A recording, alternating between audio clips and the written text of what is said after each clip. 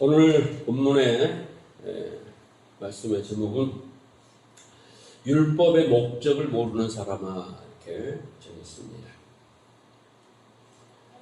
우리는 율법의 목적을 잘 알아야 됩니다. 그래야 신앙생활을 잘 하게 됩니다. 하나님이 원하시는 것이 무엇일까요, 여러분?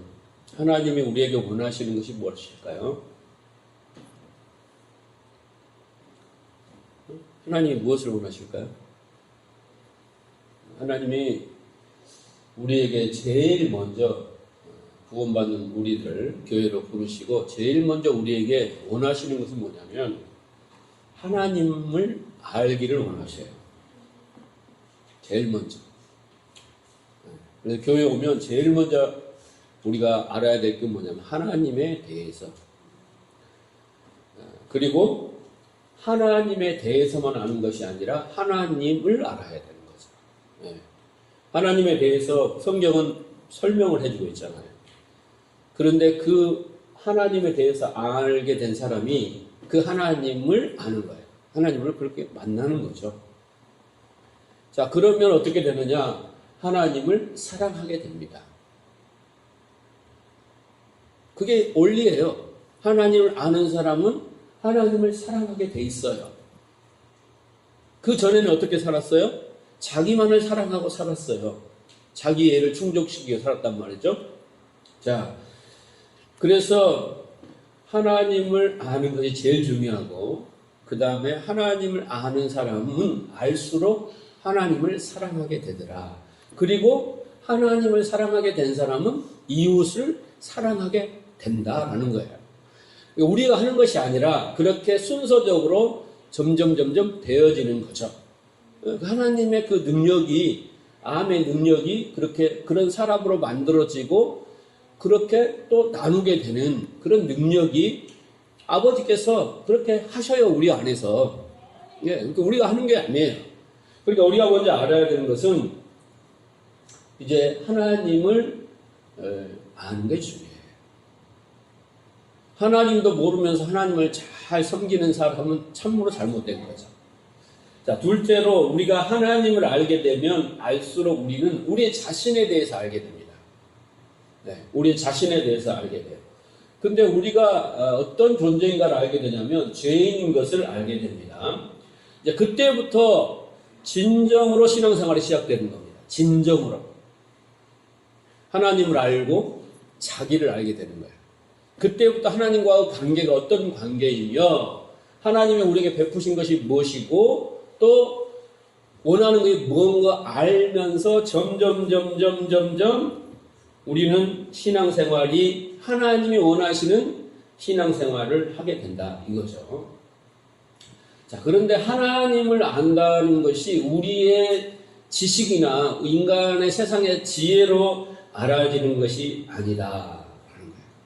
안타깝게도. 그래서 하나님이 우리를 알려주시는 두 가지 방법을 사용했는데 하나는 일반 계시라고 하고 두 번째는 특별 계시라고 해요. 그래서 하나님이 보이지 않는 하나님의 나라 그리고 보이지 않는 하나님을 알려주시는 방법이 첫째는 일반 계시예요. 일반 계시라는 건 뭐냐면 우주, 자연 모든 만물을 통하여 그것이 보이지 않는 곳에서 나왔기 때문에 그 시청과 교제예요. 그 보이는 것으로 보이지 않는 세계와 보이지 않는 하나님을 설명해 주는 거예요. 그래서 로마서 1장 20장에는 모든 만물에 하나님의 신성이 담겼다는 의미예요. 그러니까 들에 핀 백합을 봐라, 공중에 나른 새를 보라, 사람의 인체를 보라, 모든 이 들여다보면 하나님이 보여진다는 거예요. 근데 그냥 보여주는 게 아니에요. 스스로 알아지는 게 아니에요. 깨달음이 와야 돼요. 자, 그리고 두 번째 방법은 특별 계시예요. 특별 계시. 특별히 하나님의 택한 자들을 통하여 하나님을 알게 하시는 방법이 뭐냐면 성경, 율법, 그리고 성전, 그리고 할례. 지금 우리가 계속 공부하잖아요. 이런 것들을 통해서 하나님을 알게 해요. 그런데 이 특별 계시는 더 특별하게 성령께서 오셔야, 성령께서 해 주셔야만이 깨달은 거예요. 인간의 지혜로는 안 되는 것입니다. 그래서 그분이 오셔서 죄에 대하여, 의에 대하여, 심판에 대하여 깨닫게 해주실 때 비로소 자기를 아는 거예요. 자기가 죄인인 걸 알고 하나님의 의가 뭔가를 알고, 그렇게 하나님을 알지 못한 그 심판이 뭔가를 알게 된 자는 자동적으로 하나님을 의지하고 사랑하게 되더라는 거예요. 하나님만을 붙들고 살게 되더라는 거예요. 그 깨달음을 받은 자들이 그렇게 되다 보니까 그들이 자기 사랑을 포기하고 이웃을 사랑하게 되기까지 놀라운 아주 멋진 인생을 살게 되더라는 거예요. 자, 그러니까 그 반대로 지금 로마서 2장 3장에서 조금 말하는 그 유대인들의 종교적인 열심을 가지고 하나님을 섬겼어요. 율법을 잘 지켰어요. 그리고 온갖 것을 다 들여서 하나님 앞에 잘 섬겼는데, 성경은, 예수님은, 사도 바울은 그것은 인간 측에서 만들어내는 열심과 정성일 뿐, 하나님이 깨닫게 하시고 하나님이 원하시는 본질에서 빗나갔다라는 거예요. 관역에서 빗나갔다라고 지금 말씀하고 계신 것입니다. 그런 오류를 범하고 있다라는 것을 깨닫지 못하는 유대인들에게, 그리고 그 유대인들에서 개종했던 기독인들에게, 오늘 우리에게 그런 오류가 있다라는 거예요. 그래서 그것을 바로 잡아주기 위해서 오늘 로마서는 우리에게 말씀하고 있는 것입니다. 자, 지금까지 우리가 로마서 2장하고 3장 20절까지 읽었습니다만, 그 핵심 구절은 2장 12절이에요. 무릇 율법 없이 범죄한 자는 또한 율법 없이 망하고, 무릇 율법이 있고 범죄한 자는 율법으로 말미암아 심판을 받느니라 그랬어요. 그러니까 율법 없는 자는 하나님을 믿지 않는 자고, 양심이 율법에 대해 살아가는 자, 그리고 율법을 가지고 살아가는 유대인이나 우리나는 다 하나님의 심판을 받는다라는 거예요. 왜? 죄인이니까. 그거 가졌다고 죄인이 아니라는 거죠. 자, 그 다음에 17절 2장.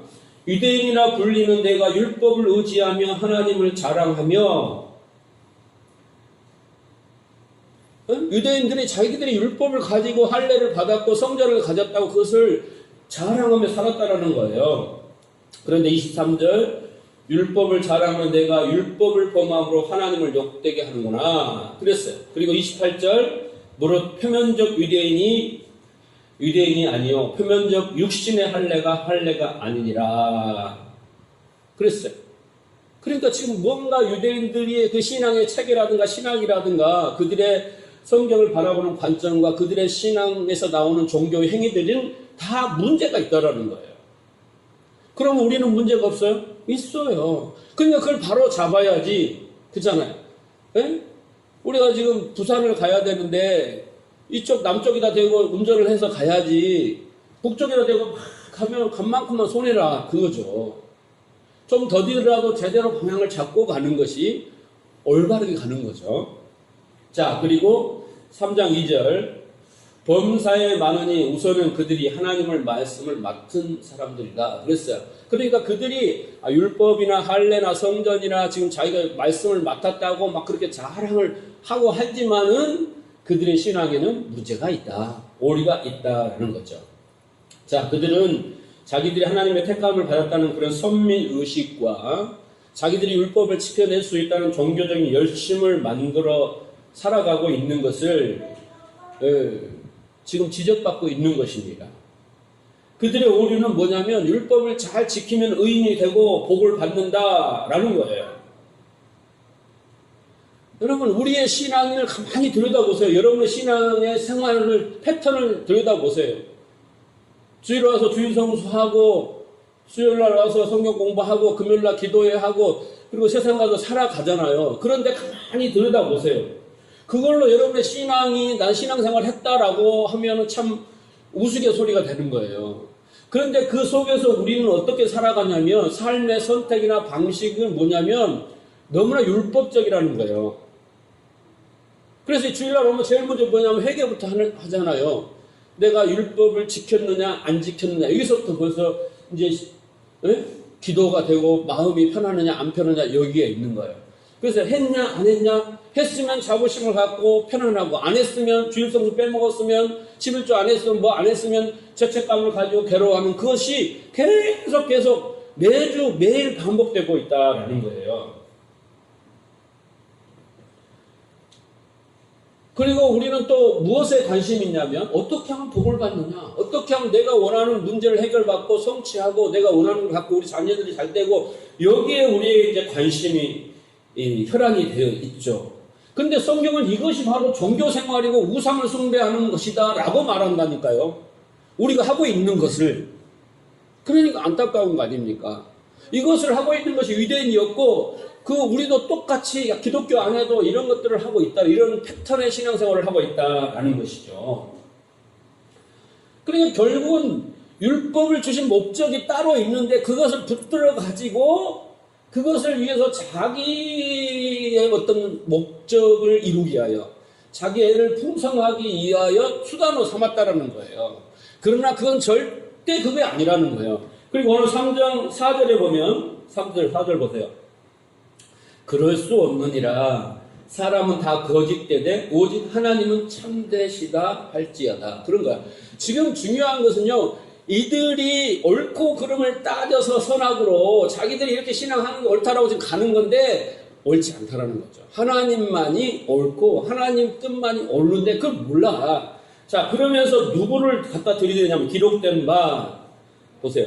주께서 주의 말씀을 의롭다함을 얻으시고 판단하실 때 이기려 하심이라 함과 같으니라 라고 여기에 기록된 바, 그러니까 구약의 어떤 구절을 끌고 왔는데, 시편 51편의 구절을 끌고 왔어요. 시편 51편의 구절은 뭐냐면 다윗의 회개의 기도입니다. 다윗이 회개하는 기도예요. 자, 그런데 지금 이 다윗이 하나님 앞에 나아가서 주께서 주의 말씀이 의롭다함을 얻으시고 판단하실 때 이기려 하심이라 함과 같으니라 라고 했다고 하는 거예요. 그럼 뭐예요? 바울이 지금 이거를 갖다 인용하는 것은, 다윗이 대단한 존재지만 다윗조차도 하나님 앞에서 자기가 하나님만 옳으십니다 라고 했다라는 거예요. 쉽게 말하면. 자, 다윗은 자신을 죽이려고 하는 사울이 한 10대 후반부터 다윗이 사울에게 계속 쫓겨다니면서 몇 번의 죽을 고비를 넘기고 하나님의 구원에서 살게 됩니다. 그런데 그런 사울을 죽일 기회가 2번이나 있었어요. 자, 그런데 이 2번이란 기회를 다윗은 기름 부은 종을 어떻게 내가 죽일 수 있느냐, 율법을 어기는 거니까 나는 죽일 수 없다라고 2번이 주어진 기회를 포기를 했어요. 충분히 죽일 수 있었어요. 반드시 죽여야 했던 그 사울을 율법을 따라 죽이지 않았어요. 너무나 멋지게 용서를 했어요. 그런 다윗의 모습이 하나님을 사랑하는 자, 하나님과 마음이 합한 자라는 타이틀에 딱 맞는 자격이 되는 사람이에요. 쉽게 말하면. 그래서 교회에서도 다윗과 같이 이렇게 용서하고 하나님의 말씀에 순종해야 된다, 우리는 그렇게 배우고 가르치잖아요. 자, 그런데 그런 원수 같은 사울도 참아낸 다윗이 자기의 충신 우리아를 죽입니다. 자기를 죽이라는 그 원수도 용서하고 죽이지 않나, 율법을 따라. 그런데 우리아는 율법을 따라 하지 않아요. 죽여버린다니까요. 다시 말해서 자기를 죽이려 하는 그 사울을 용서한 그가 자신의 치부를 가리기 위하여, 자기의 치부를 가리기 위하여 전쟁에 나가서 자기를 위해 싸우고 나라를 위해 싸우는 충성된 장군을, 우리아를, 목숨을 걸고 싸우는 그를 어떻게 해요? 사지로 몰아서 간교하게 술수를 서서 죽인단 말이에요. 참으로 어이없는 사건 아닙니까? 그런데 우리는 여기다 또 어이없다 붙이면 안 돼. 왜? 이것이 다윗의 모습이고 우리의 모습이다, 이 말이죠.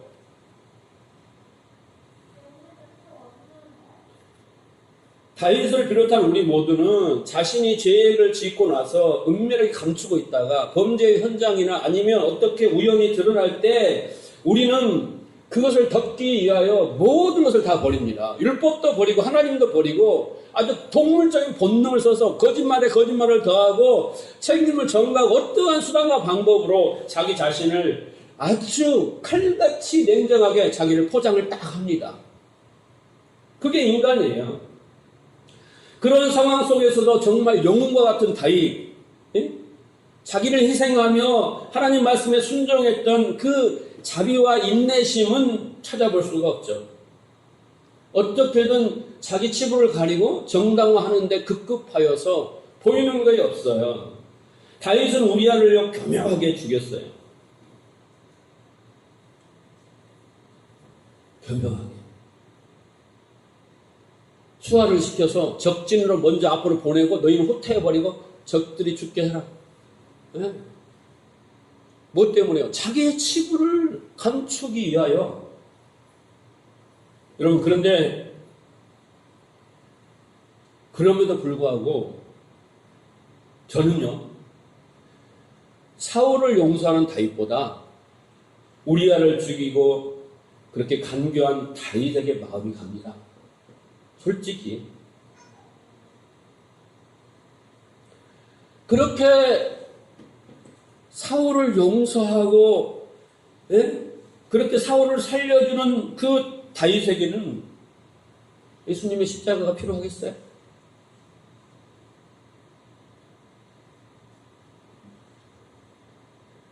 다윗의 그런 용서와 덕스러운 마음이 빛이 나겠죠. 그런데 우리아를 죽인 다윗은요, 그 의로운 모든 행위가 다 없어져 버려요. 그 순간 다 없어지고 그 위에 오직 예수 그리스도의 십자가만이 필요한 것입니다. 그래요. 우리는 이렇게 살아가고 있는 존재예요. 그런데 다윗다운 것은 뭐냐? 사울을 용서하는 데 있지 않고 그가 나중에 나단을 통하여 자기의 죄를 책망받았을 때 그 깨달음 후의 태도입니다. 자, 시편 51편을 보면 1절 보면 하나님이여 주의 인자를 따라 내게 은혜를 베푸시며 주의 많은 긍휼을 따라 내 죄악을 지워주소서. 나의 죄악을 맑게 씻으시며 나의 죄를 깨끗이 제하소서. 무릇 나는 내 죄가를 아오니 내 죄가 항상 내 앞에 있나이다. 내가 주께 범죄하여 주의 목전에 악을 행하였사오니 주께서 말씀하실 때 의로우시다 하고, 오늘 본문의 말씀이죠. 주께서 말씀하실 때 순전하시다 하리다. 내가 죄악 중에 출생하였으며 어머니가 죄 중에서 나를 잉태하였나이다. 라고 하는 이 태도가 다윗다운 거예요. 자기가 사울을 죽이지 않았다는 것이 다윗다운 게 아니라 지금 이 고백이 다윗다운 거죠. 그리고 그는 용서를 구하는데 1절에 보면 자기의 반성과 뉘우침으로 말미암아 용서해달라고 하는 게 아니에요. 하나님이여 주의 인자를 따라 내게 은혜를 베푸시고 주의 많은 긍휼을 따라 내 죄악을 지우소서. 그러니까 지금 내가 용서받아야 되는 것은 나는 원천적으로 엄마 뱃속에서부터 죄인이고 내가 다윗을 용서한 것은 나를 위해서 한 거지 하나님을 위해서 한 거 아니야.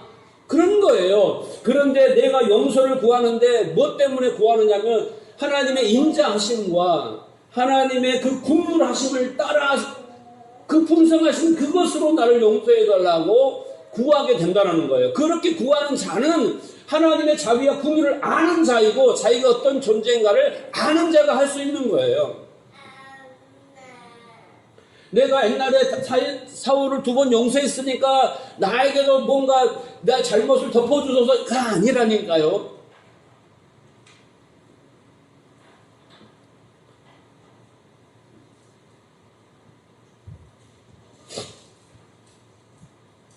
그래서 다윗은 자기가 사울을 용서하는 그 빛난 모든 것을 다 삭제당하고 정말 자기의 부끄러움과 수치를 가리기 위해서 부하를 교살한 그것을 용서하시는, 그 악을 용서하시는 하나님의 그 은혜, 그 자비, 그 긍휼이 지금 빛나고 있는 거예요. 시편 51편에서는. 그러면 나에게서도 하나님의 자비와 긍휼이 빛이 나면 되는 거예요. 예? 내가 진실로 하나님 앞에 자비와 그 긍휼을 노래하면 되는 거고 감사하고 찬양하면 되는 거예요. 근데 바리새인들은 그걸 안 했다라는 거죠. 그럴 마음조차도 없고 그냥 율법을 지켜내서 내가 의로움과 내 자기 사랑의 풍성함을 목적을 두고 내 것을 얻고 성취하는 그 수단으로서 하나님은 율법이 필요했고 성전이 필요했고 하나님이 필요했다라는 거예요. 그러니까 신앙의 본질이 다르는 거예요. 방향이 다르는 거예요. 방향이.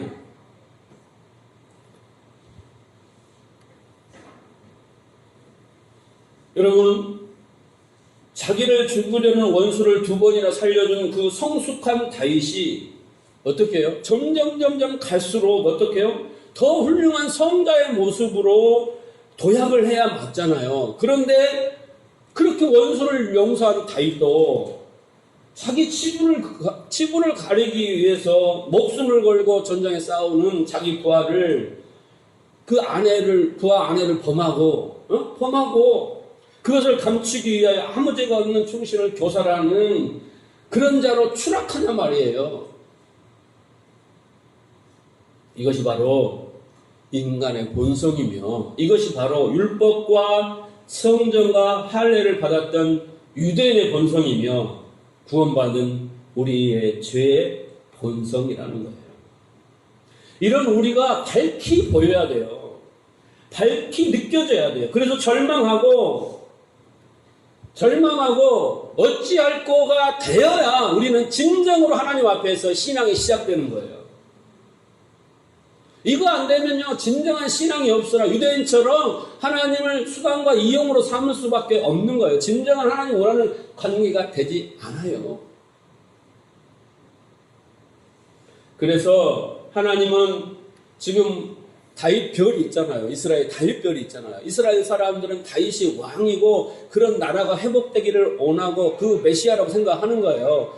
그 강성한 나라를 소망하고 있지만 그 이스라엘을 대표하고 또 오실 메시아의 그림자였던 그 다윗이 어떻게 해요? 발기 다 밝혀버리는 거예요. 하나님이 너희가 원하는 그 다윗이 이렇게 추잡한 인간이야 라고 발가벗겨버리는 것입니다. 그 왕위를 삭제해버리시고 이제 어떻게 해요? 그 자리에 하나님이 왕 되시고 예수 그리스도가 그 자리에 주되심을 안치겠다는 의도로 다윗은 지금 오늘 말씀을 맡은 자라고 했잖아요. 유대인들이 왜 맡았어요? 이것을 나타나기 위하여, 다윗은 이것을 증거하기 위하여 사용되는 사람일 뿐인 거죠. 그게 다윗의 역할이었어요. 하나님의 자리에 앉아서 자기가 왕이 되고 싶어하는 그런 보편적인 인간들의 실체와 그 하나님 왕 되심을 인정하지 않고 자기가 왕되고 하려는 그 모습들을 보여주고 있는 거예요. 그래서 여러분 3장 1절에서 8절까지 요약이 그거예요. 그게 바로 너야. 그게 바로 나야. 라는 거야. 유대인이야. 다윗이나 너나 똑같아. 오늘 본문을 잘 보시면 사도 바울이 로마서 1장 18절에 그 로마서의 대주제가 시작되었잖아요. 이렇게 장황하게 나열하고 정말 모든 인간이 그 정말 마귀적인 그런 우리가 갖고 있는 실체, 너도 나도 다 죄인, 우리 에브리바디 죄인, 이것을 결론하고 있어요. 그렇게 목이 터져라고 지금까지 외치는 것은 그런 죄인들이 그 죄의 문제 앞에서 하나님 앞에 어떻게 반응하냐가 중요한데, 그것이 아니라 율법을 열심히 지키고 하나님을 어떻게 목숨을 걸고 지켜서 어떻게 해요? 양심대로 살아서 어떻게 해요? 자기 자존심을 지켜요. 헬라인들이, 이방인들은 율법을 지켜서 자기들을 의인이다 하는 유대인들은 결코 어떤 거예요? 다 죄인이다라는 거예요. 이건 모르면 신앙은 시작되지 않아요. 그래서 사도 바울은 자신의 그 죄에 대한 결론을 7절에 이렇게 말하고 있어요. 의인은 없나니 하나도 없고 깨닫는 자도 없고 선을 행하는 자도 하나도 없어요. 다 쓸모가 없는 인간들이다라는 거예요. 이게 사도 바울이 1장 18절에서부터 3장 20절까지 긴 설명을 통해서 전하는 메시지의 핵심입니다. 인간들이 내세운 선이라고 하는 것, 의라고 하는 것, 깨달음이란 모든 것도 다 배설물과 같다라는 거죠. 그래서 인간들은 다 죽었다라는 것입니다. 인간들의 모든 행위와 생각까지도 다 악으로 부정합니다. 악이라는 것은요, 죽은 자에게서 나오는 거예요. 죽은 자에게서. 악은 죽은 자에게서 나온다.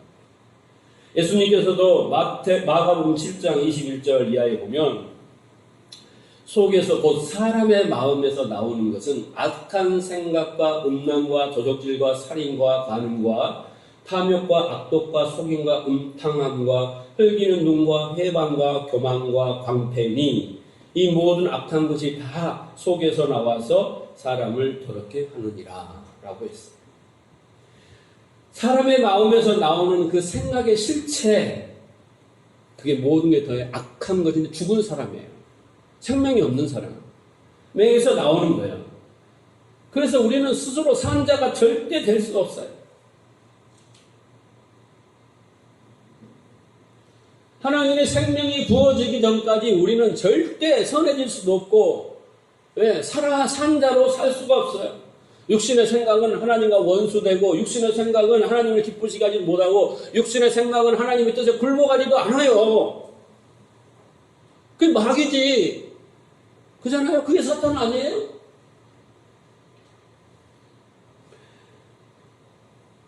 그런데 그런 자에게 빛이 되신 예수께서 이 땅에 오셔서 내가 생명이요, 내가 길이요, 내가 진리다 라고 하셨잖아요. 그죠?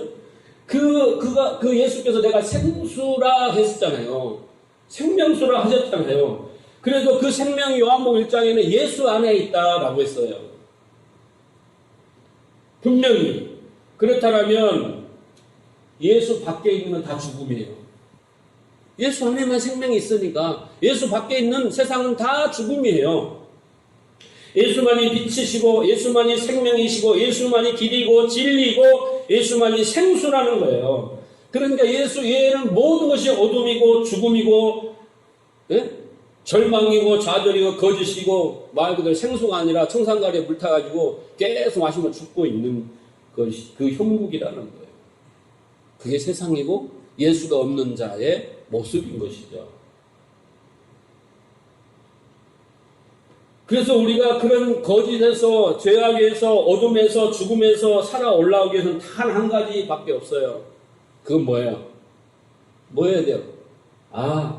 나는 어둠이고 죽음이고 나는 낭떠러지에 떨어졌고 거짓에 속한 자요 라고 고백하는 것밖에 없어요. 그것을 인정하는 것밖에 없어요. 그것을 자인하는 것밖에 없어요. 그렇다라고 대성통곡하는 방법밖에 없어요.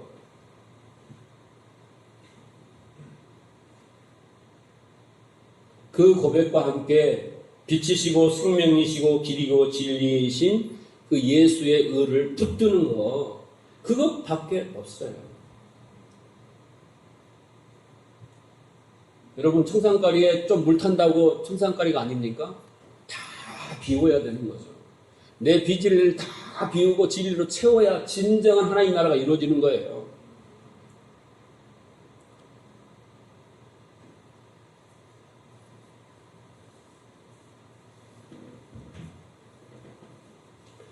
여러분, 우리가 선악과를 따먹고 하나님의 생명으로 차단된 그 상태를 우리는 죽음이라고 말합니다. 죽음. 그런데 하나님의 생기가 우리 안에 들어와 생명이 되었다면 그게 산 거예요. 그런데 그 생기가 빠져나간 상태를 죽음이라고 하죠. 선악과를 따면 정령 죽으리라 그랬으니까 그 약속이 실현되었어요. 자, 그래서 창세기 6장 3절을 보면 여호와께서 가라사대 나의 신이 영원히 사람과 함께 하지 아니하리니 이는 그들의 육체가 됨이라 그랬어요. 여기서 신이라고 번역된 단어가 뭐냐면 생기예요. 생기. 하나님 생기가 떠났대요. 그런데 여기는 히브리 말로 뭐예요? 루아흐예요. 루아흐. 하나님이 신이 떠난 상태를 뭐라고 해요? 육체라고 해요. 육체. 그 상태는 어떻게 해요? 정령 죽은 상태인 거예요. 생기가 없어요. 하나님이 신이 없어요. 그 상태가 뭐예요? 죽은 상태인 거예요. 예수 안에만 생명이 있다니까요. 예수가 없는 자들에게 생명이 없어요. 자, 에스겔서는 이런 상태를 뭐라고 했냐면 마른 뼈라고 표현을 했고요. 신약에 와서는 에베소 2장 1절에 죄와 허물로 죽었다 이렇게 표현을 합니다. 생명이 없는 거예요. 생명이 없으면 어떻게 됩니까? 짐승처럼 사는 거예요. 인간이 짐승과 같이 먹고 마시고 싸는 것만 하고 사는 거예요. 그리고 스스로 선악을 가지고 판단하면서 살아가는 거죠. 여러분, 우리가 설교를 들을 때 이렇게 기도하면 복 받고, 이렇게 순종하면 복을 받고, 이렇게 충성하면 복을 받고, 이렇게 헌금하면 복을 받고, 이런 방식으로 기도하고, 이런 방식으로 금식하시고, 이렇게 하면 치유가 일어나고, 이런 설교하면 얼마나 좋겠어요. 얼마나 그렇게 해당된 사람은 소망이겠어요. 근데 목사님 설교는 여러분 표정을 보니까 답답한 거예요. 답답한 거예요. 왜냐하면 하나님 앞에 하나님이 원하시는 것은 이 로마서를 통하여 지금 뭘 말씀하고 계세요? 다윗의 이야기처럼 너가 네 실존을 알고 내가 하나님 앞에 어떤 마음과 태도를 취해야 되는가, 그 신앙이 뭔가의 본질을 가르쳐 주는 거예요. 근데 여기서 또 첫 발을 잘못되면 다 망하는 거예요. 평생 교회 다녀도 평생 인격도 안 변하고 평생 좋은 열매 한번 맺지 못하고 옛날에 과거에 세상에 내가 잘 나갔던 그때만 추억하다가 그냥 광야 이슬처럼 가는 거예요. 불쌍하게. 구원은 받겠지만 부끄러운 불 가운데 구원받게 되질 않는 거죠. 우리는 이 땅에서 하나님 나라를 누리고 살아야 된다니까요. 그런 자가 천국을 소망하고 산다니까요. 이 땅에서 천국을 누리지 못한 자는 죽을 때 두려움 속에서, 그때 어떤 목사님도 고백하잖아요. 이거 다 가짜라고, 천국에 진짜 있겠냐고. 이렇게 죽으신 분도 있어요. 여러분, 그렇게 죽으실래요? 근데 이 땅에서 하나님 나라를 맛보고 내 안에서 하나님 나라를 맛본 사람은 확신을 갖는 거죠. 죽으면서 미소를 띠고 소망하면서 죽음을 두려워가지고 죽게 된다니까요. 안 죽어봐서 모르죠. 저도 마찬가지야.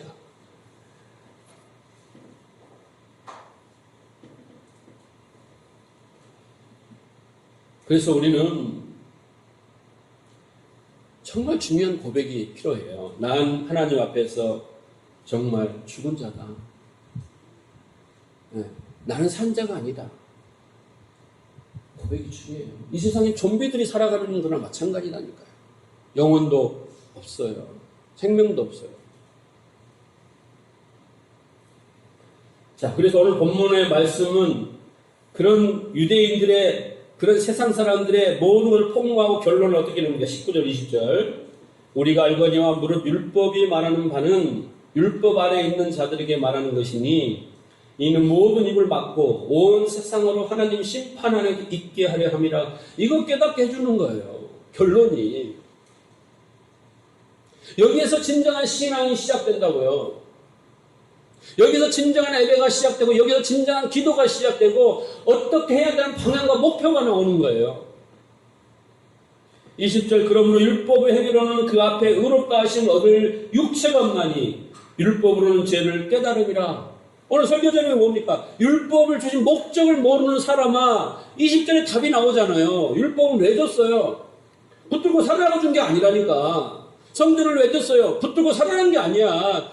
그런 성전에 하나님의 임재가 있고, 지성소가 있고, 성소가 있고, 성전들이 있고, 그 안에서 모든 재물이 죽고, 그게 바로 나예요. 그러나 하나님은 온전한 지성소에서 너를 맞이하여 그곳에 하나님의 임재가 너가 하나 되겠다라는 것을 보여준 거예요, 눈으로. 그래서 결국 고린도전서 3장 16절, 내가 너희 몸이 성전인 것과 성령이 너 안에 거신 거 알지 못하느냐. 그 모습이 그대로 이루어지고 또 지금 이루어지고 있잖아요. 근데 구약에 그 그림이 없으면 우리는 그걸 이해할 수가 없다니까.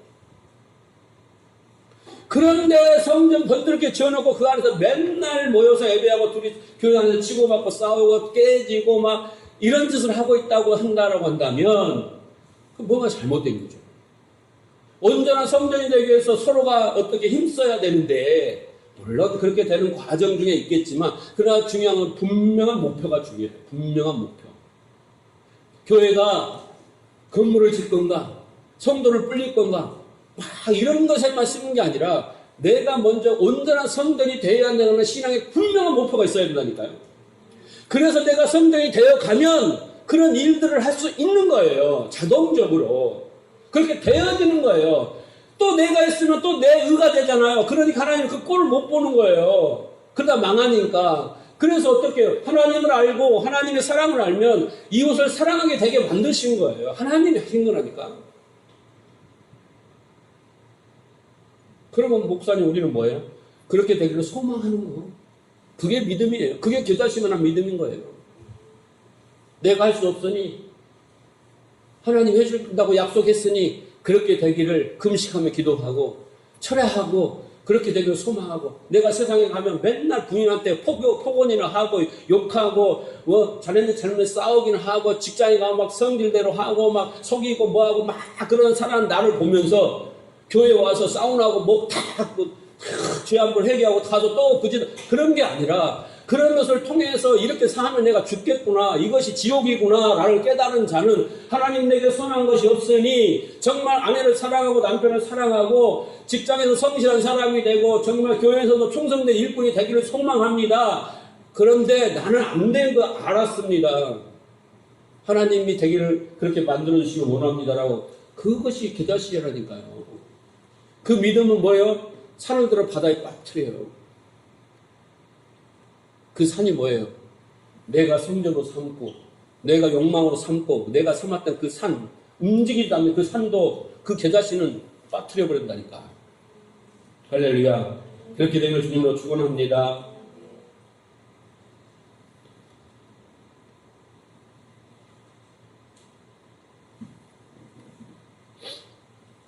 자, 그런데 인간들이 그것을 깨닫지 못해서 죽은 자로서 살아가는데 죽은 자인 것에 대한 인식이 없어요. 율법이 그렇게 왔는데, 그래서 교회가 자꾸 문제가 생기고 성도가 삶이 계속 문제가 생기는 것입니다. 네. 자, 그런데 우리는 여전히 죽은 상태가 맞죠? 그죠? 하나님이 생명이 우리 안에 들어와서 죄와 의와 심판에 대해서 해주지 않으면 우리가 깨달을 수 없으니까 죽은 자가 많아요. 근데 우리는, 세상 사람들은 교회 안에도 마찬가지예요. 그런 다 죽은 자들이 어떻게 해요? 산 자처럼 살아가려고 몸부림친다 이 말이에요. 결정적인 모습을 어디서 우리가 알 수 있냐면요, 죽은 사람은 화장을 시켜요, 여러분. 아니, 저기 가족공원에 가서 화장시킨 게 아니라 이게 화장을 시킨다니까. 아주 이쁘게 이렇게 만들어요. 메이크업을 한다고. 왜 그래요? 내가 죽었다는 것을 들키기 싫은 것이에요. 네? 관 속에 있는 시체도 죽음도 화장을 시키는데 살아있는 사람은 오직 하겠어요? 왜 여러분 비싼 화장품을 그렇게 찍어 바르세요? 네? 왜? 이뻐 보이려고. 왜 이뻐 보이려고 그래요? 자기 안에 그 추악함을 감춰야 되잖아요. 그죠? 네? 아니, 맨 얼굴로 다니면 누가 잡아가요. 맨 얼굴로 다니면 누가 돌 던져? 네? 그런데 이렇게 해가지고 자기 안에 그 추악한 못생긴 얼굴을 감추려고 화장을 하는 거 아닙니까? 그런 것처럼 우리도 어떻게 마음의 메이크업을 한다고. 자기가 마음의 메이크업을 해요. 죽었는데, 다 죽었는데 그 죽은 그 마음을 열심히 메이크업을 해요. 어떻게 해요? 도덕과 윤리로, 사회 참여로, 선행으로, 구제로, 인기로, 재산으로 이렇게 산자인 척 이렇게 하고 살아요. 그게 그 마음을, 죽은 마음을 메이크업하고 그 안 좋은, 이쁘지 않은 얼굴들을 메이크업을 해요. 덕분에 장사들은 돈 많이 벌죠. 인간의 그 욕망을 이용해서.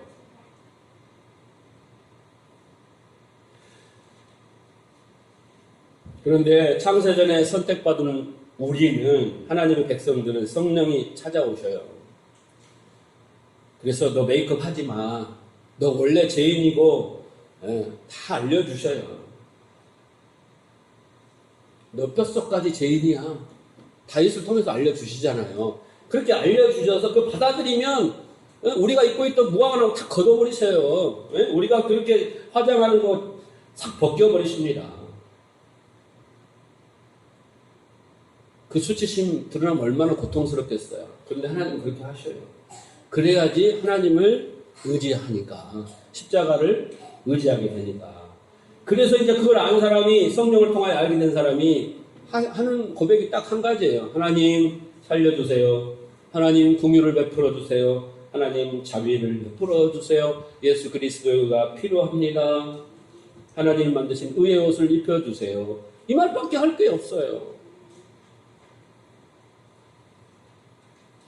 그래서 하나님은 우리들이 그렇게 우리 얼굴에 옷에 떡칠을 해놓은 그런 죽지 않은 것처럼 위장하는 모든 화장이나 옷을 다 벗겨버리시고, 다윗도 어떻게 해요? 사울을 2번이나 용서하는 그 포장을 다 벗겨버리신단 말이에요. 이게 하나님의 열심입니다. 네? 이거 뺏겨놓으면 또 좋은 거 주워 입으면 또 뺏기고, 네? 얼굴 지워놓으면 또 바르면 또 뺏기고, 계속 하나님은 뺏겨내고. 그런데 세상 사람이 이렇다 치고 교회 안에서 신앙생활을 우리 오래오래 했다 할지라도 교회라는 것이 결국은 누가 잘하나 그렇게 경쟁하고 어떻게 하면 복을 받을까 궁리만 하고 있다는 것이죠. 그리고 교회 안에서 높은 자리에 앉아서 이래라 저래라 심판하고 그렇지 못한 자들을 불쌍히 여기는 게 아니라 판단하면서 오히려 어떻게 해요? 여러분, 바리새인들이 왜 예수님을 죽인 줄 아세요? 예수님이 자기들은 세상에서 제일 착한 사람들이야. 자기들처럼 그 율법을 철저히 지킨 사람이 없어. 자기 스스로 볼 때는 자기는 대단히 착한 사람이고 선한 사람이고 그렇잖아요. 근데 예수님은 그 착함을 인정을 안 해요. 그래서 막 비유로 들잖아요. 강도를 만난 사마리아인이 있었다. 그런데 어떻게 해요? 그 사마리아인은 아주 사람들이 어떻게 해요? 무시하고 막 개같이 취급하는 그는 착한 양심의 가책을 받아서 착한 일을 한 거예요. 율법을 따라 하는 게 아니라. 그런데 뭐예요? 대제사장이나 레위인을 모여서 율법을 따라서 그 사람 외면하고 가서 예배 드렸잖아요. 예? 그렇잖아요. 그러니까 그것을 보면 그들이 눈이 가려서 모른다니까. 그러니까 자기들은 가서 율법을 지키고 이렇게 하는 것이 선이고 착함이고 대단한 거죠. 하나님 앞에서 자랑거리예요. 예? 그러면서 야 주일날 너 지금 강도 만난 사람 손에 그 부정한 피를 만지는 것이 옳으냐? 이랬다고요, 여러분. 그러니까 예수님이 그 착함과 훌륭함을 인정해주지 않으니까 자기들이 성숙하고 선하고 아름다운데 예수님께서 그것을 패출한 무덤이다, 뭐 시체 화장놀이 하고 있구나 이런 거잖아요. 그러니까 무시를 당하니까 자존심이 상하고 기분이 나빠서 예수님 죽인 거예요. 교회 안에서도 안 그래요, 여러분? 내가 그런 명색이 목사고 사모고 전도사고 장로고 권사인데 네가 뭐 안다고 뭘 알아? 뭐 그러잖아요. 예? 권위로 누르고 나이로 누르고 막 눌러버리잖아요. 그런 식으로. 그래요. 그래서 내가 원하는 설교만 듣기를 원하고 내가 원하는 설교 듣기를 원하지 오늘 같은 설교 들으면 괴로운 거예요. 여러분 괴로운 거에 좋은 거예요. 하나님 여러분 안에서 일하고 계심을 저는 믿습니다. 괴로워요. 듣기 싫어야 돼요. 그게 내 모습이라는 걸 알아야 돼. 근데 듣기 싫어하고 그냥 거기서 끝나면 안 돼요. 집에 가셔서 한참 후에 왜 내가 목사님이 미운가? 목사님 목소리가 커서 그런가? 맨날 같은 소리인가? 아니야. 내가 내 자신이 드러난 것이 수치스러워서 내가 그것을 포장하고 안 듣기로 원하는 이런 것이 성령이 하시는 일이에요. 그때 골방에 들어가서 주여 내가 이런 놈입니다. 내가 이런 년입니다. 그러면 되는 거예요. 그때부터 하나님 역사가 시작된 거예요. 우리 마음속에서.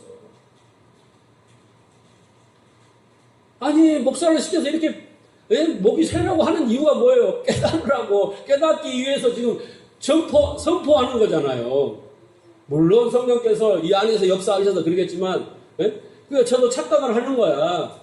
착각을 하는 거야. 막 목소리 크면 깨달을 줄 알고 목소리가 커져가는 거예요. 예? 조금 해도 얼마든지 하나님 하실 텐데 내 스스로가 목소리가 크면 되는 줄 알고 착각 속에 빠져있지.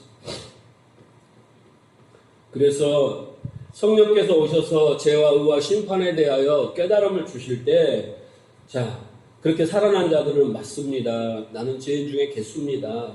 예수님을 알지 못하고 그동안 제가 그런 모든 일들은 다 배설물입니다. 라고 그렇게 되는 거예요.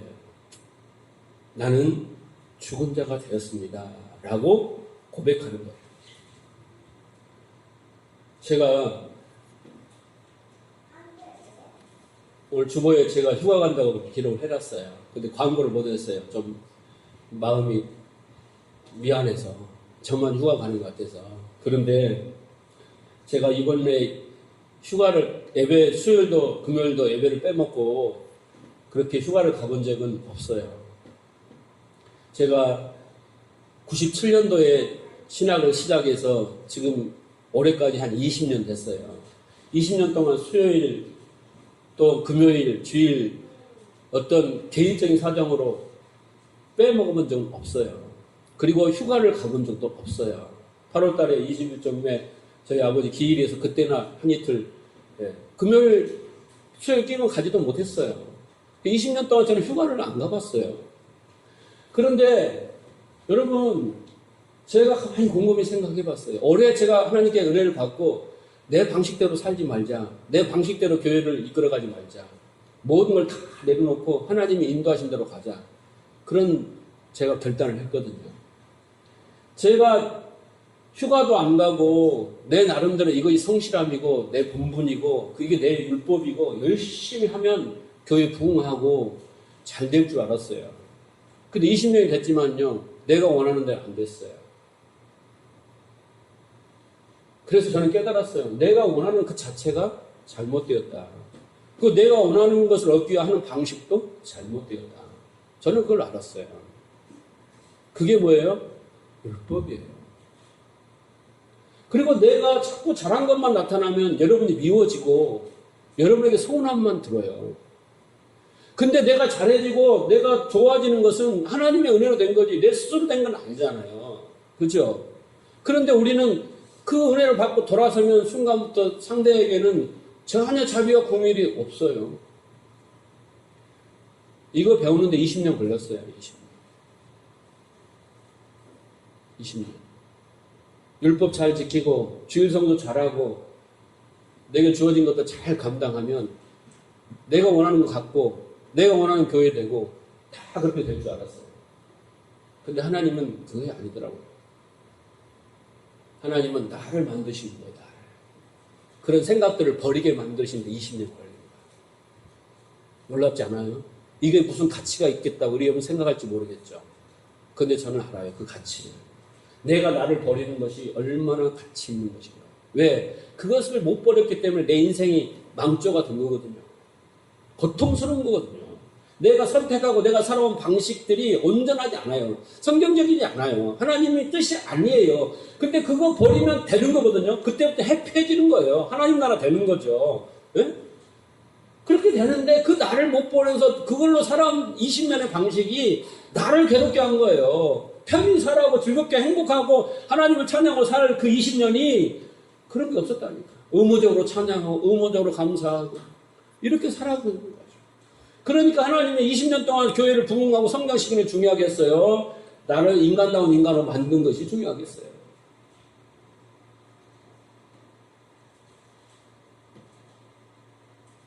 그래서 막상다 우리 목사님 이렇게 생각하지 마세요. 그럴수록 더 하나님을 위해서 열심히 진실되게 성경적으로 정말 나는 할 수 없습니다. 하나님이 하십시오. 이런 마음만 있는 거예요. 다 내려오는 마음은.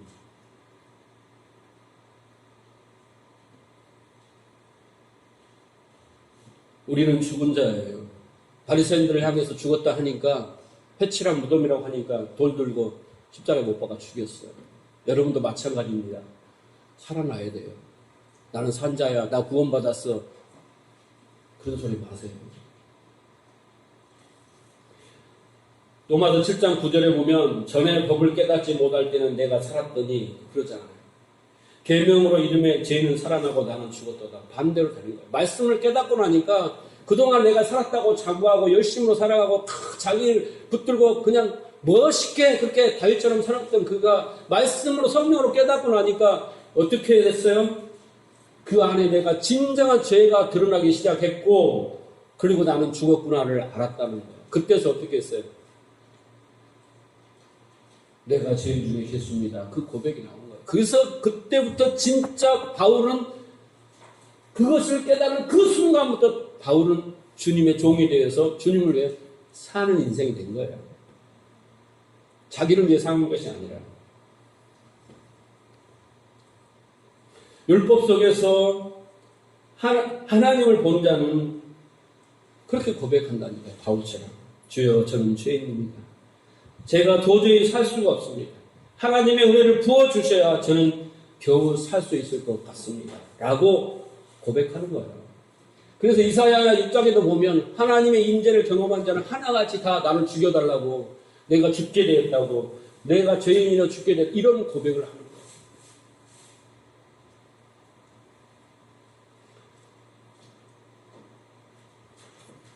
그래서 오늘 말씀의 결론은 율법의 목적이 뭐냐. 그것은 우리가 죄인인 것을 깨닫게 하는 거고 그리고 예수를 의존하여 그 생명과 빛으로만 살 수 없다는 것을 친절히 가르쳐주는 몽학선생이다라는 것이죠. 그러면 이제 우리가 어찌 해야 될까요? 우리도 똑같아요. 바울과 같이 성경을 읽고 공부하고 설교를 들을수록 내가 죄인인 것이 보여야 되고 내 안에 죄악의 그 다윗과 같은 양면성이 보여야 되고 그럼으로써 그 자리에서 정말 하나님의 그 십자가 필요하고 하나님의 자비와 공의가 필요합니다. 라는 고백이 먼저 나와야 됩니다. 뭐 해주세요, 뭐 해주세요, 뭐 해주세요가 아니라 그 고백이 먼저 나와야 돼요. 먼저. 여기서부터 진정한 이런 마음을 가진 자가 복 있는 자입니다. 이런 마음을 가진 자가 심령이 가난한 자예요. 이런 마음을 가진 자가 애통하는 자예요. 이런 마음을 가진 자가 의에 줄이고 목마른 자예요. 이 자가 복이 있습니다. 진정한 복 받는 자예요. 여러분 마음이 이렇게 되기를 바라고요. 성령께서 오셔서 우리의 심령을 가난하게 하시고 의에 줄이게 하시고 목마르게 하시고 애통하게 하여 주시기를 사모하며 기도하는 여러분 되시고 말씀이 떨어질 때마다 그 말씀 앞에서 자기의 진심을 하나님 앞에 올려드리는 그것만 하시면 돼요.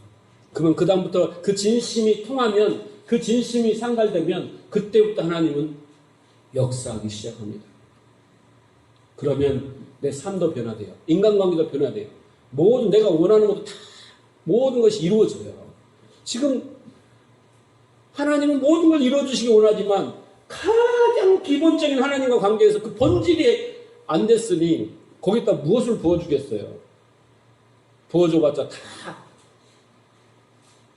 자기 자랑거리고 자기를 위해서 자기만 사랑하며 살 것인데 오늘 우리가 그 사모함으로 성령께서 우리 안에 그렇게 역사해 주시기를 소망하며 그렇게 기도의 자리에서 간절히 주님을 찾는 여러분의 정말 그 믿음이 날마다 살아 역사하기를 주님 축복합니다. 이 무더운 날씨에 짜증나고 힘들지만 항상 말씀 붙들고 그 말씀 붙들고 기도하시고 또 그 기도함으로 그 기도 가운데 일하시는 하나님을 경험하시면 더위도 있고 건강해지고 모든 것이 새로워지는 걸 믿고 그렇게 한 주를 승리하시기를 주님을 축복합니다.